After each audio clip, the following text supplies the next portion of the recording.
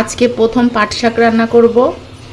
পাট শাকগুলা এই যে শুধু পাতা নিয়েছি, তার ভিতরে ডাল দিলাম, মসুরের ডাল, পেঁয়াজ, সব গুঁড়া মশলা আর বাটা মশলা, এগুলা দিয়ে খুব ভালোভাবে মিশাবো। ও দাঁড়ান, তেল দিয়ে নিই।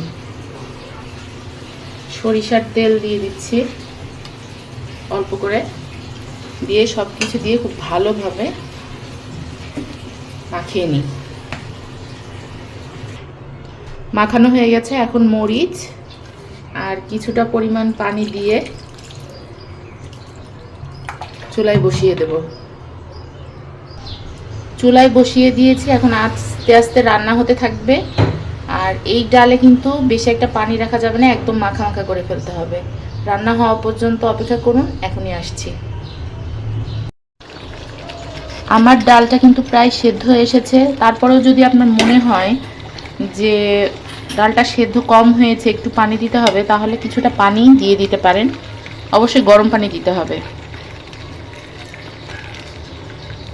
আমি কিছুটা পানি দিয়ে একটু পাতলা করে নেব, কারণ অনেকটা ঘন হয়ে গেছে। তারপরে এটা তেলে দিয়ে দেব। অল্প পরিমাণ তেল দিয়ে রসুন আর জিরা খুব ভালোভাবে ভেজে নিয়েছি। এখন এর ভিতরে ডালটা দিয়ে দেব।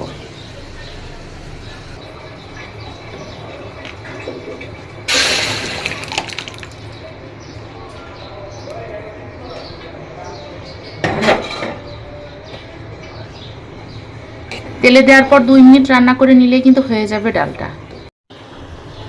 আপনারা আর কোন কোন উপায়ে পাট শাক রান্না করে খান, কমেন্ট করে অবশ্যই জানাতে আমাকে ভুলবেন না। আল্লাহ হাফেজ।